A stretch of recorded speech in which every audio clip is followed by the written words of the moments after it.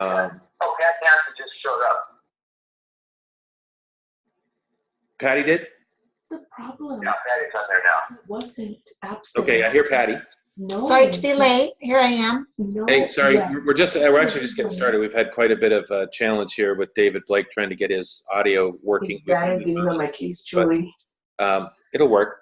Yes. All right, so I'm going to go ahead and do this, and I'm going to go ahead and record it, and that way I can post it to the OC Pro website, and you guys can share about He hasn't been. And He hasn't been absent at all. It's just been. All right. So what I'm going to do, I'm going to mute mute for calling Patty, so I don't hear any more noise from her. Sorry, Patty, I'm going to mute you.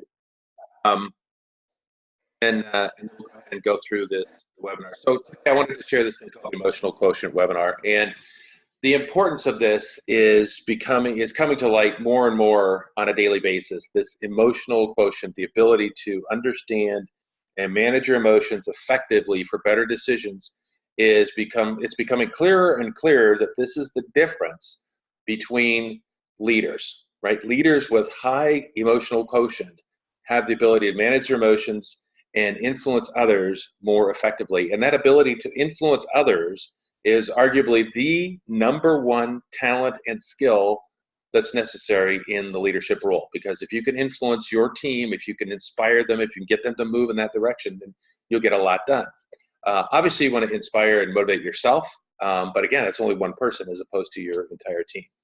So the emotional quotient, and if you go to, and the way you can tell how important this is if you go to the airport and you look in the bookstore where they always have a bunch of business books, you'll note that the emotional intelligence books are, there's 2 or 3 of them in the top 20 and 1 or 2 of them will be in the top 10. It's that important. It's that big of a deal from a leadership standpoint. And so you might ask yourself, and I'm going to go ahead and click on the slides here. You might ask yourself, why are emotions so important? And the reason is that it's really tied to the limbic system. And the limbic system is that place in your brain where the fight or flight mechanism occurs. And that is, nanosecond speed. Bam, that's because that was survival. It was all about surviving. And so that is actually the first place that your brain kicks into gear, regardless of what's going on. And so what that means is that your emotions happen first. Your emotions happen first, and then everything happens thereafter. And so if you can manage those emotions effectively, then you can get better decisions and better results with your team. So major trends of things that are going on today, it's the end of the recession. Whatever you like or don't like about today's politics, the recession has essentially been over for several years, and talent management becomes the biggest issue because we can't find any talent. Everybody's working, and I think that's going to become more and more of a challenge. Technology is continuing changing. I had to buy a new phone this week. I wrecked my phone. It got wet, and so I had to go. But the new phone has got all kinds of new apps and gizmos on it that I still have to figure out how to do. Globalization, the internet has allowed us to teach and train on a worldwide basis, and the baby boomer exodus is in full swing. It was put on hold a bit through the Great Recession, but since then the stock market has come back, and we're starting to see the baby boomers, execute on their retirement plans, and they have to bring in the millennials and the Gen Z group. That's who's replacing them. You have to bring them in, and you have to figure out how to manage that. And that millennial and Gen Z group is different. They grew up different. They were taught differently. The rules in school were different. The affluence was different. So there's a real big difference in managing millennials as opposed to baby boomers or Gen X or Gen Y even. All right, so that's kind of what's going on today. And so from an optional standpoint, the EQ concept works for individuals and again, managing your emotional activity, athletic teams, groups, departments. Then there's coaching needs and assessments, and it's really about, you could be pre and post college where it really plays a role here as well. So what is emotional intelligence? All right, so here's the deal. It's about superior performance, about making decisions, making better decisions. Clearly, there's some competency that goes into making decisions, making better decisions. There's some behavior, some attitude that goes into making better decisions. There's some cognition in which you have to be able to process information, apply the behavior, and apply the competency to make those better decisions. But emotional quotient actually starts in advance of all of those things. It's the ability to sense and understand and apply the power of and acumen of emotions to accomplish high levels of collaboration and productivity. That's what emotional intelligence is really all about. So the higher levels of collaboration and productivity, and think about collaboration. This is the way the millennials were taught. This is the way they grew up. They grew up with peers. They grew up with group activities and understanding how to manage those groups of collaboration. That is one of the key success tools for leaders today.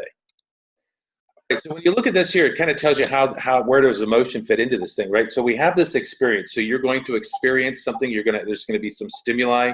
It's going to be affected by the work environment. It's going to be affected a little bit by your personality. But the very next thing comes out is, how do you feel about that experience? How do you feel about that? And then how do you recognize that? And then what are the actions that you take on that? And what we see happening is that it's some of the obvious emotions are there, anger and mad, sad, glad. Those are obvious. But then there's all those in-between emotions that frankly lead to things like disengagement or disinterest or inspiration, right? That's both sides of that spectrum. Now, negative events have an impact on us. But here's all the different kinds of negative events that can happen. And there's more. Don't get me wrong. There are more negative events that can happen. But you all are familiar with every single one of those. Whether your results are going down or your email's going off or you're in a traffic jam, these are negative events, and they have an impact on your body. They essentially release stress hormones, which is really cortisol. And so every one of those activities more or less will have this impact on your body, and your ability to manage that is the key to success. And so it can literally, too much stress and you can get sick. All right, so we know that this stress response exists. There's a whole bunch of different categories that explain how this works for us and how it impacts us. We take a look at the other side of it. We say the positive side of things, right? So these are positive sides. And the key to this is to be able to take and learn optimism. This is what it's called, learned optimism. Can I take this stressful stuff and change it and shift it into a place of peace, into a place of optimism, into a place where I get similar responses in my body compared to positive events. And here, this is the kind of stuff that happens when positive. More creative, more stable, higher use of EQ. I mean, this is where EQ can really play a huge role. So we're trying to figure out, how do we get here more frequently? So there are 5 buckets of EQ, emotional quotient. 3 of them are internal, that's self-awareness, self-regulation, and motivation. 2 of them are external, that's empathy and social skills. And so the intrapersonal is really all about self-awareness, self-regulation, and motivation. And the interpersonal is really about empathy and social skills. How do we use those things? What does that mean? So it starts with the self-awareness of self, right? And that's the ability to recognize and understand your moods, and how does it drive you, and what is the effect on others? The second piece of that is self-regulation. How well can you regulate those, right? It's how can you control or redirect, and that's that learned optimism concept. How can we redirect those disruptive impulses, those stressors, right? And then how can we suspend judgment and think before acting? There's a whole lot of wisdom associated with that. It goes all the way back to the Bible. We've got the motivation. Motivation is really categorized, and understand that it's a passion for work that goes beyond money or status, right? So that you could pursue your goals with energy and persistence. So what is that passion? What is that allows you to do that? And it's got to be beyond money or status. But that's the only way you're going to overcome things like adversity. All right, so then we have empathy, and that's the ability, now we're moving towards other people, and empathy is really the ability to understand the emotional makeup of other people. So once you understand yourself and how that works, then you can take a look and say, hey, other people, and how does that work? And who knows necessarily how well they manage theirs, and so you're going to have to learn that. And then social skills is, how do we blend that, right? So how do we blend self-awareness, self-regulation, motivation with empathy and social skills so that we can achieve better results from our team? Why is EQ important?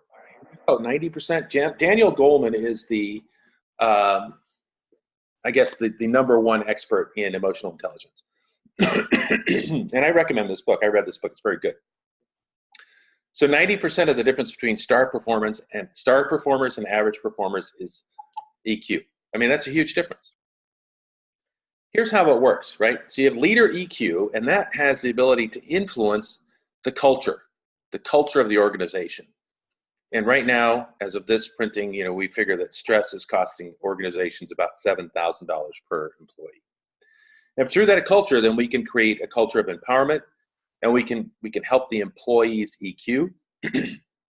And part of that, rewards and recognition. How do we influence our employees? 65% receive no positive recognition at work. Well, you can imagine why you might be disengaged in that case. And in this case, disengagement is costing about $5,000 per employee.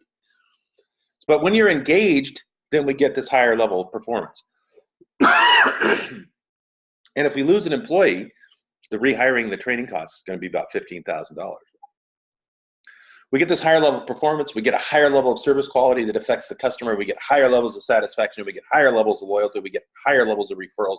And that all translates into revenue. So a 5% increase in customer loyalty, they say, is worth about a 25 to 85% increase in profit. And through this little curve, you can see how the leader influences all the way through that. The reality is the leader is one person. They can only do so much. But their ability to influence their team, that's the key. That's where they make the big contribution. All right, so at L'Oreal, we're looking at people that were trained on certain emotional competencies and they sold more, increased revenues. But at $15,000 an employee, I think that 63% reduction in turnover is probably a bigger deal at $15,000 an employee. I'm not certain, but I think so. Right, MetLife, insurance sales. My God, one of the tougher businesses to really get after. You get a lot of rejection, you get a lot of no's. And in this particular case, learned optimism. So they learned how to take the negative stressors and turn it and view it differently. 37% more life insurance in the first 2 years. 57%, even after they failed the normal screening, they still sold 57% more life insurance than their pessimists. So optimism rules. Optimism makes things happen. Here you can take a look about experienced partners in multinational consulting firms. And again, self-regulation increased giant numbers.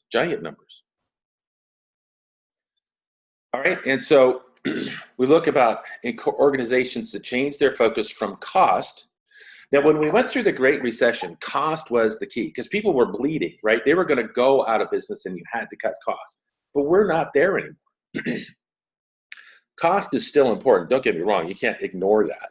But you want to change your focus from cost to cost and customers and employees and notice the difference, right? When they put a balanced focus between customer, cost, and employees, I don't know any company out there that wouldn't be interested in those kinds of numbers.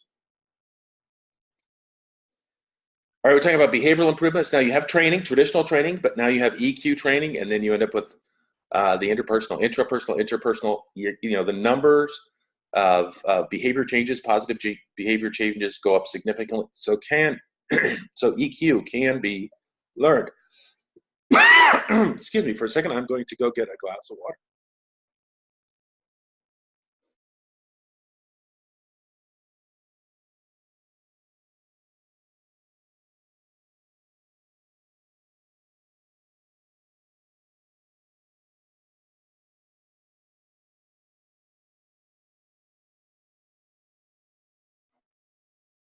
I'm not choking to death, so that's a good sign. All right, so going on. So EQ is a coaching opportunity. So we have assessments, we have EQ assessments. Let me just show you the kinds of things that we would work on, because you can work on these things on your own as well. You don't need a coach. So when it comes to self-awareness, we have these things called personality and behavioral assessments. And Patty, I know you've done it with your team. That's part of self-awareness. We're talking about learning better critical thinking skills, understanding how to do SWOT analysis, strengths, weaknesses, opportunities, and threats. Building a values profile, what are your values, and be able to make decisions based on those values so you're not getting into the stressor components. Understanding your learning style. And this thing about naming and identifying feelings, that's actually huge because, again, happy, mad, sad, glad, those are easy to understand. It's all of those little ambivalent, like I'm engaged, I'm not really excited, I'm excited, those things. That's where most of us spend every day. being able to understand all of those little parts and pieces can make a big difference. All right, when it comes to self-regulation, right? So we talk about here's how you work on it: stress and anger management, time and energy management, eliminate toxic behaviors. Again, work within your style. And Patty, your team's got a style. You know what your style is for everybody. If they're working within their style, it's less stressful. Get out of the blaming and excuse business. Work on project management skills so you know how to get from point A to point B, or you're better at getting at point A to point B. Work on decision making and maintaining that work-life balance. Those are the self-regulation directions. So we're talking motivation, right? Increasing intrinsic motivation tools, goal setting work, what's really important, discovering your passion, career planning aligned with your passion, continuous personal and professional development, personal career vision. So you can see what you're going out through here, and then optimism and positive thinking. These are all the motivation things. And it's not like you didn't know some of this before. I think you're now, ideally, you're seeing something that says, hey, it's really, really important to do this work because the results are amazing. Then we got rewards and recognition. This is when it comes to empathy. This is where you're helping other people, giving them rewards and recognition, making sure they have good management skills, active listening skills, delivering your performance reviews. And it's still, I mean, it's getting busier and busier. And I'm running into people that are now saying, I don't know how or when I'm going to be able to do these performance reviews. And yet your employees need it. Being able to mentor others and build trust. This is all of the empathy package. Ultimately, when it comes to social skills, these are things that we can work on here, right? Customer service, interpersonal skills, leadership, teamwork and team building, the role of emotion in sales, influence and negotiate. This is all personal and professional development. So it all plays a big role in this key. The emotional quotient that we have, the assessment that we have, it will measure your skill set based on the 5 different categories that we talked about. So self-awareness, self-regulation, motivation, empathy, and social skills. And this is like a lot of the other assessments that we have, where in this particular sample exercise, you can see the self-awareness of the individual. Sally's sample is 7.0. The average in the field, though, is 8.0. And then that little gray bar represents 66% of the population. So Sally's at the bottom end of the average scale there. And so you can also see that she's at 6.2 in self-regulation and 7.7, kind of more in the middle from a motivation standpoint. Empathy, a little bit better off, and her social skills are rated pretty high. And so, you know, in this particular case, her ability to influence others, maybe she's in sales, right? And she's in that, she has that ability to get people to buy her product. But imagine how much better that would be if she really understood what was going on and how it works, right? Because this is a person that probably intuitively gets it, but doesn't intellectually get it. All right, so that's the EQ Mentor, and I really wanted to, more than anything else, I mean, this is obviously a tool that we have, and if anybody's interested, then we can put that together, but really wanted you to understand how important emotion is in your success, because, again, they're saying it is the 90% of the difference between high performance and average performance at the C-suite level. I think that's the last slide. No, here's the last one here, where they group it intrapersonal. You can see where they, if you group the top 3 items, that's what intrapersonal is. And then the bottom 2 items, you can see interpersonal, and then you can see what her overall total is. So her overall total is pretty much in the middle. When you think about the middle, right, this is average. This is like C student level. And I don't know anybody in the business world that wants to be a C student. And there's a discussion here that says, you know, for every 1 point that you increase this, and actually I have a video from Daniel Tolson, who's an expert at this. I spent some time with him. He's actually based out of Taiwan. But, you know, every tick up on the dial that you make here makes a difference from a dollars and cents standpoint.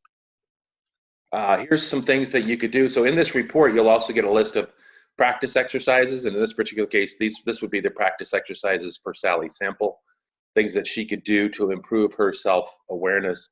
And with the report, each section would have something like this. And from a coaching standpoint, what I do is go through this with you and identify what the top 3 items are so that you can improve every single one of these categories. That is the end of my slideshow. So I'll stop the share. Mike's. Hey guys, we got about 15 minutes. What do you think about the emotional quotient presentation? Yeah, that was good, John. It focuses in on what we need to do. my big question and my challenge right now with my situation is all my salespeople have to be, or I had to make them 1099s. So from a motivational standpoint, the only thing I can motivate with them is money, basically, because with a 1099, I have to be really careful on demanding too much from them. At least that's my understanding of the law. Maybe, Patty, you know better on the 1099 situation. How far can we go to set goals and to make them come to the office and that type of thing? Do you hear me? Yeah, I've got you set up here. You can talk to Okay. to David. Yeah, that's my understanding. A CPA might know the laws a little better, but from my understanding is you can't direct their work or, certain parameters, guidelines. But one thing I would suggest is, just setting a company culture of recognition. You could still do that and have maybe even some type of either enriching or fun event or things like that. But it all takes money and time to do these kind of things and build into this. It's not like in maybe our parents' generation where everyone just would come to work and expect to be there, and it's just a different mindset and different feeling of work environment nowadays. Well, I'll share what my strategy would be, and I have a lot of 1099 employees as well. What I want to know is what their personal goals are. What is it that they want to accomplish? What is it that's important to them? Not necessarily my business. I mean, I have my goals and I have my personal goals, and I think we can share. I understand their personal goals and they understand my personal goals. But then when it comes to motivation, the question is, how can I help them achieve their personal goals? Now, it might be making money, and it might be buying a house, and it might be more free time. But if I can help them achieve that by performing work for me, then it's a decision that they make to achieve their goals. I'm not telling them how to do it from my side. And so what we're doing is we're leveraging their intrinsic motivation. And it's got to be bigger than just dollars and status, because dollars and status cave when it comes to adversity all the time. Mm-hmm. But what does that mean? That means I have to build a relationship. That means I have to build trust, because nobody's going to tell me what they really, really want unless they trust that I'm going to take that and do something with it effectively. Otherwise, why would you spend the time and the energy and the effort? And so you got to build a relationship, you got to build trust, and then you have to understand what those things are, and then say, hey, listen, obviously, I'll pay you when you work for me, but let me see if I can't help you figure out how to get where you want to go, and do that by performing this kind of work for me. Mm-hmm. Okay, that makes sense. Yeah, that's that's a challenge. Patty knows this, but our average salesperson's age is over 60 years old. So it's a hard motivating factor when most of these people are going towards retirement, and to get them motivated to go out there and actually work like we used to work. In the old days, in the penny saver days, that type of thing, we're out in the street, we're pounding the street every day, doing cold calling and that type of thing. But nowadays, with the challenge of energy and also the challenge of all the competition and the internet and that kind of stuff, it's a little more of a problem of getting these people motivated, because it does take work to get a new account. There's no doubt about it. Yeah, we're fortunate that we have a really good core of customers that we kind of depend on. And my challenge with my salespeople is they're all comfortable where they're at right now. They all would like to make more money, but they don't want to put the effort into it to make more money. And that's where my challenge is to motivate them to go out and do the work so they can make the extra money. When that may not be a number one priority for them.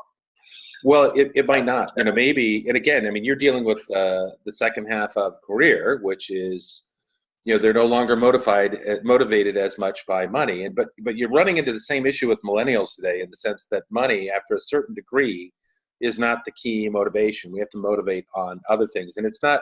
So the story I heard, this was good, right? So you can motivate somebody if you put a gun to their forehead and say, "Go get me a glass of water," they're going to get motivated, right? But the idea is, how do we inspire them to want to go get a glass of water, to want to go do something? And that inspiration occurs in their own beliefs and their own values. So depending on how and where and what they want to do to retire, if we could find a way to make retirement better, or make retirement more valuable, if we can create an emotion that's attached to that improvement, then we can attach that emotion and that inspiration to working more or working a little bit harder, or developing new accounts and generating more money. But if we let them try to figure it all out, then it gets messy, because they're not very good at it. So we actually have to help them do that. And this is what leaders do. We help them find out, what is it that they really want? Where do they really want to go?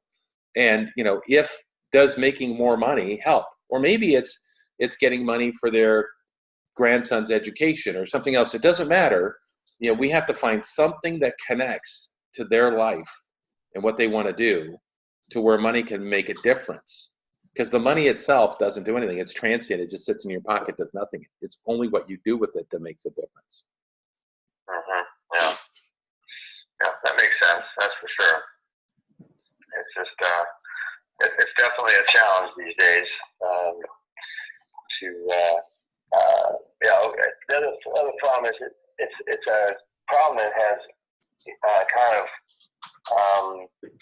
came this time of their careers too. Like I say, I've got one person been with me for 21 years, and so when she was with us initially, she was really a go-getter and that type of thing. And then over the years, it's just kind of diminished, and she's going into retirement age with the grandkids, and I can't blame her. I mean, I'd rather be with the grandkids too, that type of thing. So, well, you're kind of in the same place, and your challenge is, how long am I going to stay in this business? Is it worth it to go develop a new sales force and a new sales team, right? Because if you've got younger on your sales team, where money might be more important, but at the end of the day, though, I think you're still going to struggle with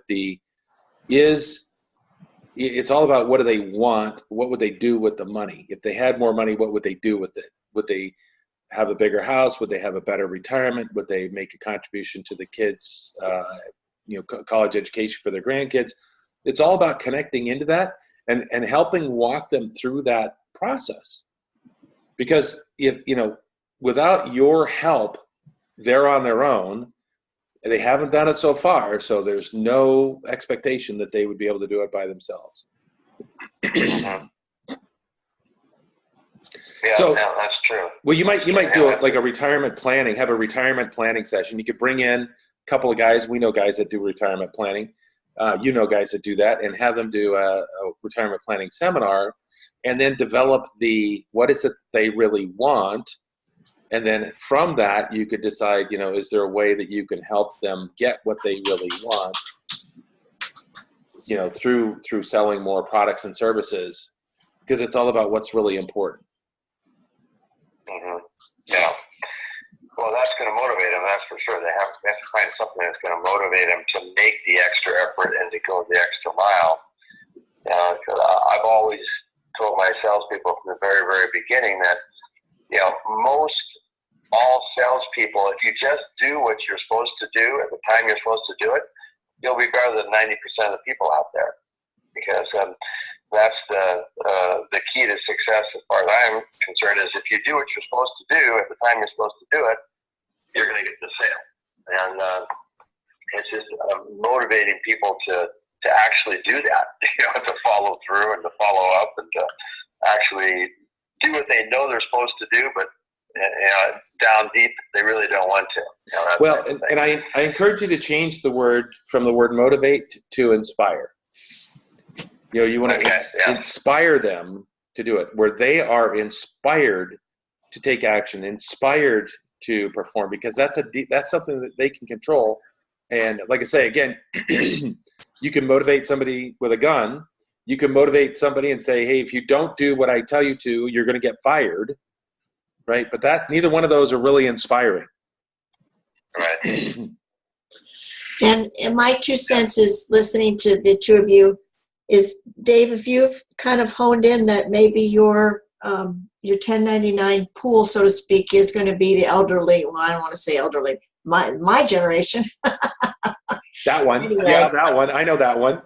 Anyway, you're going to say that, okay, my pool of potential salespeople, I've just come to the conclusion it's going to be people from 55 to 70 or something, right? And so, for me, I have a lot of questions about, like, retirement and what do I do and what is Medicare, and there's John mentioned, like, to give maybe some resources to those people would be, if you get to be branded as the place, hey, this is the great place for seniors to go and work for the next either 5 to 10, 15 years.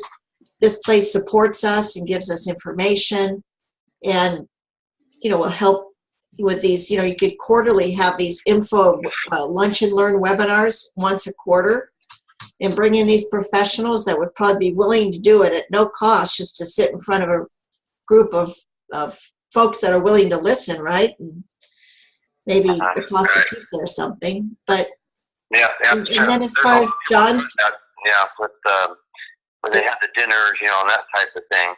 Right, and then as far as John's thing about changing the wording, that's very true. And then a lot of them,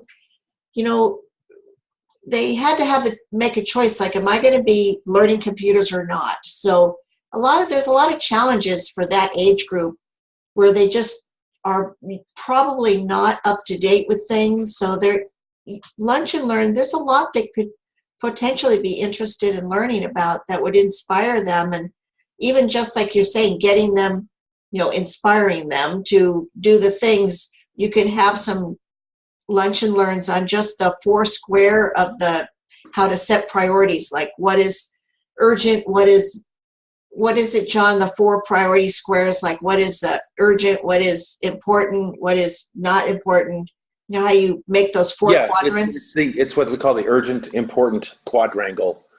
Right, just to even do something like that to help them understand, okay, the sales calls need to be here. Maybe it's not urgent, but it's important for your success. Urgent might be, okay, I've got to pay my mortgage bill today because it's the 15th of the month or something, So, but it certainly is important to make just to help people, those kind of things really help people to understand priorities and timing and setting things in order better. Some people are just basically not organized at all. So any kind of organizational thing I think would help motivate them or inspire them to, just even lessons on how to use like a Google Calendar or a Google Task List or something like that. Those kind of things can be super helpful. All right, so let's take the last 5 minutes and say, okay, for Patty and for Dave. Patty, I'm going to let you start because Dave's already been talking. What are the 3 things what's the most impactful thing? What is the thing that stood out for you today in this presentation? And what are the 3 things that you're going to do with this information? Oh, I haven't thought through 3 things, but I think what impacted me is that statistic of 90% that you gave, John. That's just mind blowing. Yeah, it's powerful. I think that statistic to say that 90% determining factor for success is your EQ ratio or your EQ quotient, or however you want to put it. Well, it's essentially your emotional intelligence, and your emotional quotient is just a measuring tool. But it's your emotional intelligence. So 90% of the difference between star and average performance is emotional intelligence. So It just sparks my curiosity to know, more how you develop that. To me, and probably to Dave and I both, you think, oh, well, it comes with maturity. But we both know, too, that maturity is not always linked to age either. I mean, you could have, like my son who's 22, he's really pretty mature for his age. But then, like my dad, not to pick on my dad, he's great now, but man, he took, he probably didn't really mature until he was like 60. He did a lot of things wrong in his life just because he was super immature. So I'm wondering, if that's something that as a leader with employees, is that something I should look into, how to invest in developing that? Well, I think you answered your own question there.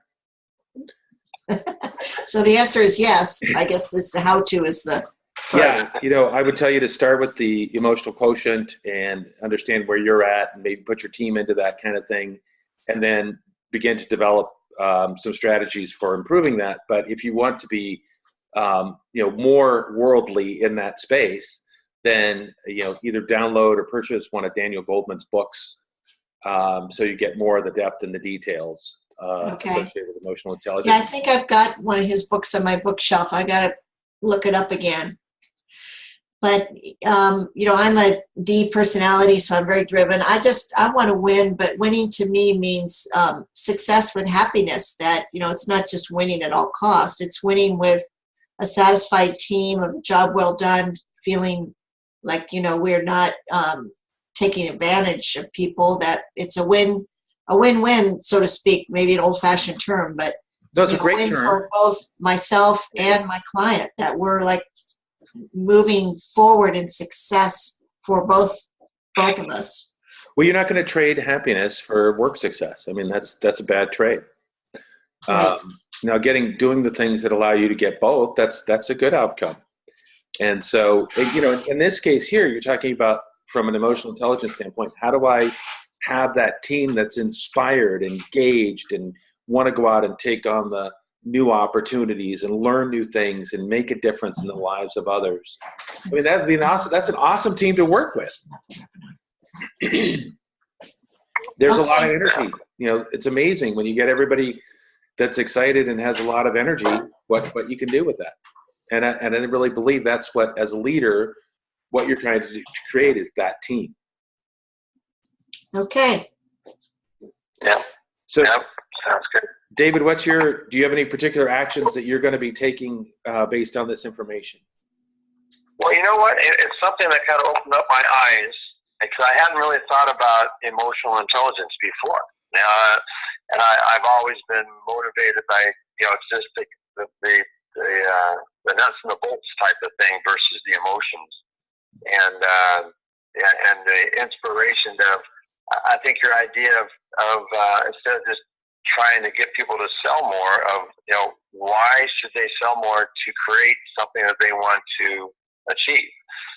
Instead of just looking at it as a sales tool, but maybe looking at it, if they get more sales and make more money, then they can, in turn, like I say, do something for the grandkids, and have it motivation from what they think is important, and that's kind of thing that I really hadn't thought up that much before. So I think it kind of opened my eyes to that opportunity to be able to approach it a little bit different angle, than what I have been doing it, and it may just work, because I know these people pretty well. I've been with me for quite a number of years, so I know their background and their personalities and their likes and their dislikes, so I can use that type of motivation to inspire them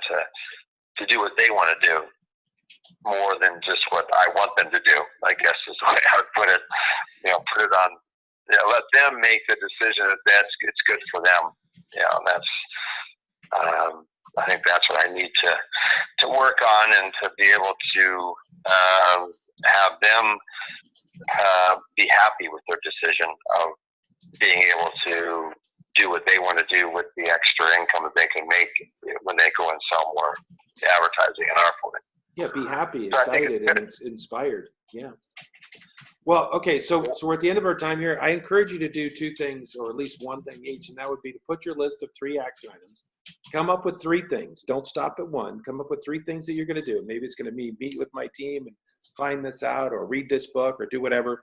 Come up with 3 things. Send me an email and say, hey, John, thanks for this presentation. These are the 3 things that I'm going to do. You could send each other that email, and we can hold each other accountable and make sure that happens, because that's where progress lies. Mm-hmm.